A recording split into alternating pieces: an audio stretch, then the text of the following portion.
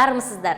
Аграрлық университетінің медиа орталығынан наурыз айының жаңалықтар дайджесін назарларыңызға ұсынамыз.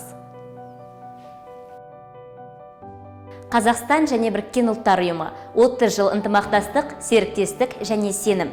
2022 жылғы 1 наурызда Қазақ ұлттық аграрлық зерттеу университетінде айтулы мерейтойға Қазақстанның Біріккен Ұлттар ұйымына қабылданғанына 30 жыл толуына арналған онлайн-офлайн режимінде халықаралық дөңгелек үстел өтті.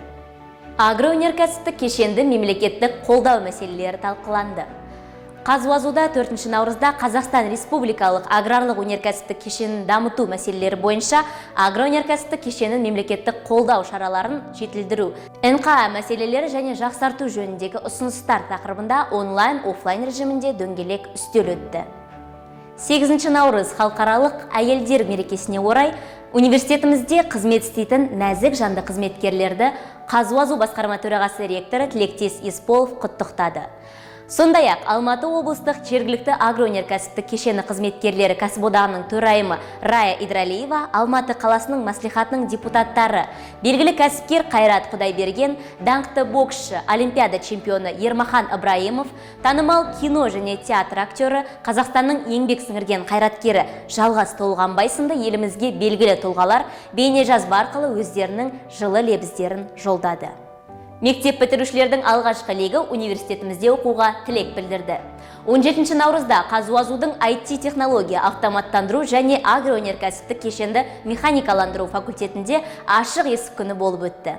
Оған Талдықорған қаласының Innoverse Талдықорған мектебінің бітіруші түлектері арнайы келіп қатысты. Бізге мына биология, химия таңдаған талапкерлер келсе, бүгін математика, физика таңдаған 70 шақты талапкер келіп отыр. Әрбір университеттерді аралап, университеттің мамандықтарды көрсетіп, оқитын ғимараттарды көрсетіп, балалардың оқуға деген ынтасын арттыруға бағытты түрде жұмыс жасап жатырмыз. Таңдамалық IT. Агромедиа орталығында жаңа жоба. Университет базасындағы халықаралық аккредиттеуден өткен 49 инновациялық ең заманауи зертханалардың жұмыс ерекшелігін көрсетуге арналған Агролаб танымдық жобасы жарық көрді. Барлық шығарылымдар Агромедиа YouTube арнасында. Ел тәуелсіздігін нығайтуды қамтамасыз ететін басым бағыттар айқындалды.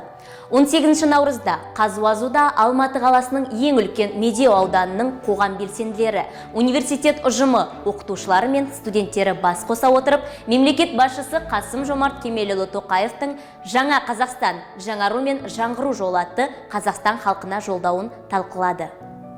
Әз наурызды үлкен жетістіктермен қарсы алудамыз. 20 наурызда наурыз мерекесіне орай Медеу ауданы тұрғындарының қатысуымен Шоқан Уәлиханов алаңында мәдени көпшілік іс-шара өткізілді. Сонымен қатар Студлайв жобасының кезекті саны наурыз мейрамындағы салт дәстүрлерге арналды. Қыдыр ата келуіне байланысты құт алып келеді деген наным сенімдер бар. Салт дәстүр ретінде де өзім қазаққа сіңіп кеткен ол нәрсе.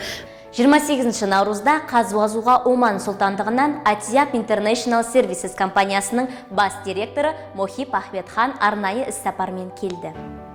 IT-технология, автоматтандыру және агроөнеркәсіптік кешенді механикаландыру факультетінде өткен ашық есік күні жайлы Вечерний Алматы газетінде мақала жарияланды.